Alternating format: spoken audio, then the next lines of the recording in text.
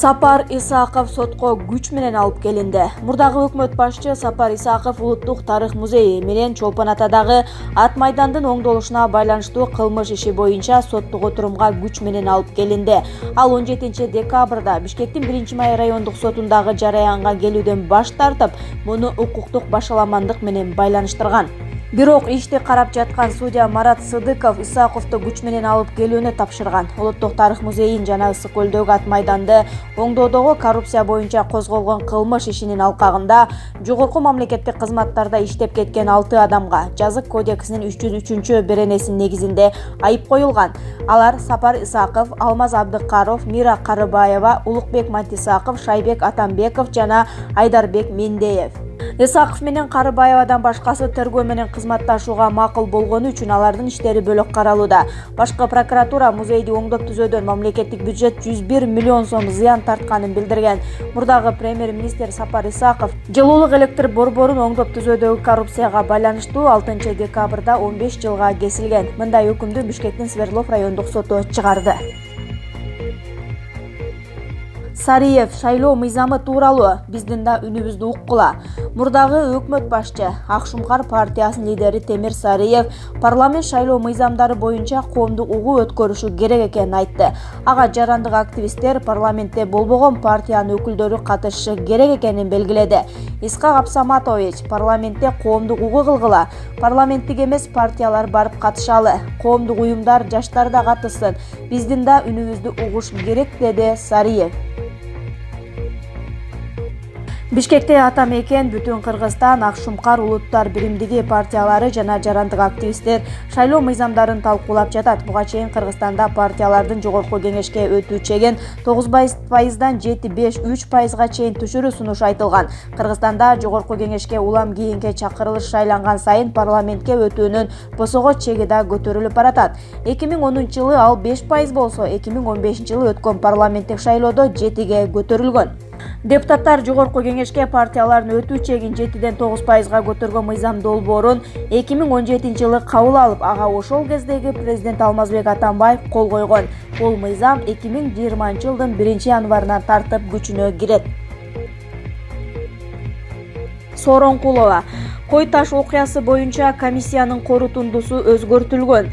Кой таш окуясын иликтеген мамлекеттик комиссиянын мүчөсү, Конституциялык палатанын мурдагы судьясы Клара Сооронкулова комиссиянын корутундусунун айрым жерлери өзгөртүлгөнүн билдирди. Анын Азаттык радиосуна берген маалыматына караганда, комиссиянын мүчөлөрү кол койгон корутунду менен жогорку кеңеште окулган бүтүмдө айырмачылык бар. Айрым нерселерди кошуп бир топ жерин өзгөртүп жиберишкен. Бирок азыр мен аны далилдей албайм. Анткени корутундунун кол койгон бир вариантын бизге берген эмес, көчүрмөсүн да чыгартпай койгон. Алар корутунду менен таанышканга келсе өкмөткө келгиле деп айтышкан, деди Сооронкулова. Ал баштапкы корутунду менен парламентте окулган бүтүмдөгү айырмачылыктардын айрымдарын мисал кылды. Ага ылайык корутундуда жогорку кеңештин депутаты Рыскелди Момбеков менен мурдагы депутат Равшан Жээнбеков тууралуу сөз болгон эмес. 12 декабрда парламент Кой таш окуясын иликтеген мамлекеттик комиссиянын бүтүмүн карап жатканда Момбеков бүтүмгө анын да аты кошулуп калганын айтып, комиссиянын ишин сынга алган жана убагы келгенде бул комиссиянын ишин иликтей турчу комиссия түзүлөт деп айткан. Ал эми Кой таш окуясы боюнча комиссиянын дагы бир мүчөсү Исмаил Исаков Клара Сооронкулованын айткандарын четке какты. Кол коюлган корутундун оңдошту деген туура эмес. Жогорку кеңеште окулган корутунду менен биз койгон корутундунун айырмасы жок.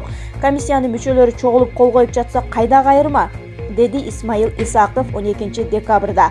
Жогорку кеңеш Кой таш окуясын иликтеген мамлекеттик комиссиянын корутундусун жактырган.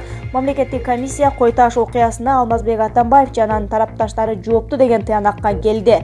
Атамбаевди колдогон КСДП болсо, комиссиянын бүтүмү тууралуу билдирүү таратып, Кой таш окуясын иликтөө боюнча мамлекеттик комиссиянын корутундусу бийликтин көрсөтмөсү менен жазылган жана чындыкка дал келбейт деп билдирген. Ош шаардык ооруканасынан кылмышка шектүү адам качып кетти. Бул тууралуу Азаттыкка Ош шаардык ички иштер башкармалыгынын басма сөз кызматы билдирди. Маалыматка ылайык кылмышка шектүү КХА 12 декабрда Ош шаардык ооруканасынын нейрохирургия бөлүмүнөн из жашырып кеткен. Ал жазык кодексинин 202 беренеси боюнча шектүү катары кармалган. Ден соолугуна байланыштуу Ош шаардык ооруканасынын нейрохирургия бөлүмүнө жаткырылып, милиция кызматкерлеринин кайтаруусунда болгон. Учурда кандай жол менен качып кеткенин аныктоо боюнча тиешелүү кызматтар иликтөө иштерин жүргүзө баштады деп айтылат милициянын маалыматында. 30 жаштагы кылмышка шектүү дарыланып жаткан жеринен качып кеткенин Ош шаардык ооруканасынын жетекчилиги да тастыктады. Быйыл Баткенде көмүр шахтасында 12 адам каза болду.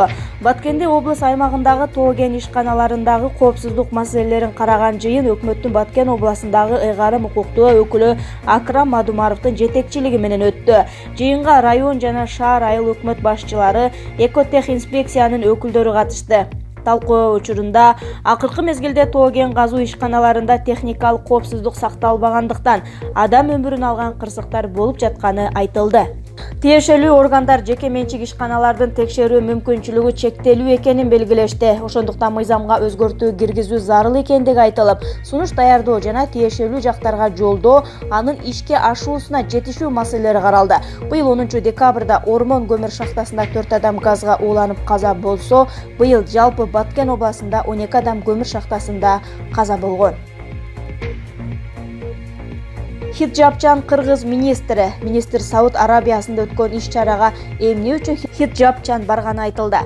Кыргыз өлкөсүнүн финансы министри Бактыгүл Жээнбаеванын Сауд Арабиядагы расмий сапарга хиджап кийип барганы социалдык тармактарда талкууга түшкөн. Окуя тууралуу Кыргыз финансы министрлигинин басма сөз кызматынан комментарий беришти. Учурда Кыргыз өлкөсүнүн финансы министри Бактыгүл Жээнбаева Сауд Арабиясында өтүп жаткан иш-чарага расмий өкүл катары катышууда. Сапардын алкагында Сыкөл айланма жолун кайра куруу боюнча эки өлкөнүн ортосунда кредиттик келишимге кол коюлду. Сауд Арабиясында аялдарга дене мүчөсүн чачын жапкан абая стилиндеги көйнөк кийүү талабы бар. Министр дипломаттык этикетти сактап, кабыл алуучу тараптын диний өзгөчөлүктөрүнө, салт санаасына, маданиятына сый менен карайт. Дипломатиялык этикетти сактоо маданиятты сыйлоо болуп саналат деп жазылат билдирүүдө. Сталиндин сүрөтү тартылган шоколад сатыктан алынды. Санкт-Петербургдагы Орус музейи анын аймагындагы кафеден сыртына Иосиф Сталиндин сүрөтү тартылган шоколадты сатыктан алып салды. Маалыматка караганда, бул кардарлардын нааразычылыгынан улам жасалды. Адегенде Facebook колдонуучуларынын бири кофе менен кошо Сталин деген шоколад берилерин жазып, анын постун 400дөн көп киши бөлүшкөн. Bir күндөн кийин музейдин басма сөз кызматы шоколад сатыктан алынганын маалымдап, товарды кафени ижарага алгандар заказ кылганын, музей жетекчилиги менен макулдашылбаганын белгиледи. Акыркы айларда Орусиянын бир нече жеринде Сталиндин эстеликтери ачылды. Айрым мамлекеттик маалымат каражаттары жана атка минерлер аны нацисттик Германиянын үстүнөн жеңишке алып келген мыкты жетекчи деп сыпатташкан. Мунун бардыгы Кремлдин советтик доорду даңазалоо аракеттеринин бири катары каралууда. Сталиндин учурунда миллиондогон киши атууга кеткен, Сибирдеги лагерлерге айдалган же коллективдештирүү маалында ачарчылыктан көз жумган. Пакистандын экс-президенти Мушарраф өлүм жазасына тартылмай болду. Пакистандын мурдагы президенти Первез Мушарраф мамлекетке чыккынчылык кылды деп айыпталып, өлүм жазасына өкүм кылынды. Бул тууралуу РИА Новости агенттиги Сама телеканалына таянуу менен жазып чыкты. Ага ылайык мындай чечимди соттун атайын коллегиясы карап, анын курамындагы 3 судьянын экөө Первез Мушаррафка эң жогорку жазаны берүүнү колдошкон. Тергөөнүн маалыматы боюнча Мушарраф 2001 жылдан 2008 жылга чейин Пакистанды башкарып турган маалда 2007 жылы өлкөгө өзгөчө кырдаалдарды киргизип, жогорку соттун мүчөлөрүн камоону буйруган. Мушаррафка карата кылмыш иши 2013 жылы өкмөттүн демилгеси менен козголгон. 2016 жылы жогорку сот экс-президентке өлкөдөн чыгууга уруксат бергенден кийин ал дарылануу боюнча Бириккен Араб Эмирлигине учуп кеткен. Тергөөнүн белгилешинче, учурда ал Дубайда соттон жашырынып жүрөт. Путин Кыргызстан менен аскерди каталышуу боюнча мыйзамга кол койду. Мындан ары Россия менен Кыргызстандын ортосунда аскердик корреспонденция кол тийбестикке ээ болуп, коомдук транспорт менен ташыла баштайт. Буга мүмкүнчүлүк берген мыйзамга Россия президенти Владимир Путин кол койду. Документ Россиянын укуктук маалымат порталына жарыяланды. Эки өлкөнүн ортосундагы макулдашууга быйылкы жылдын 28 мартында Бишкек шаарында кол коюлган. Мыйзамдын негизги максаты Кыргызстандагы жамааттык коопсуздук базасына аскердик корреспонденциянын коопсуз жетишин камсыздоо. Эми бул жакка аскердик поштаны жарандык учак, поезд жана автотранспорт менен ташый алышат. Анын кол тийбестигин жана мамлекеттик чек араны тоскоолдуксуз өтүүсү үчүн атайын тартип иштелип чыкты. Келишимдин мөөнөтү 5 жыл. Россия кызылча дартына каршы 100 000 доза вакцина берет. Россия жакынкы күндөрү Кыргызстанга кайтарымсыз түрдө 100 000 доза вакцина берет. Бул тууралуу РИА Новости Роспотребнадзордун башчысы Анна Поповага таянуу менен жазды. Попова ушундай эле жардам жыл башында Белоруссияга берилгенин кошумчалады. Ал өз сөзүндө Россияда кызылча дарты көзөмөлдө экенин айтып, 2019 жылдын 9 айында ооругандардын саны миллион кишиге 27,5%га учур туура келгенин белгиледи. Роспотребнадзор кызылча менен күрөшүүдө чет мамлекеттерге жардам берүү программасын жандандырды. Кызматтын адистери өнөктөш мамлекеттердин өкүлдөрүн окутуп, кызылча менен кызамыктардын лабораториялык диагностика кылууда жардам берип жатышат, деди ал. Мындай жардам орус өкмөтүнүн каржылык колдоосу менен ишке ашууда.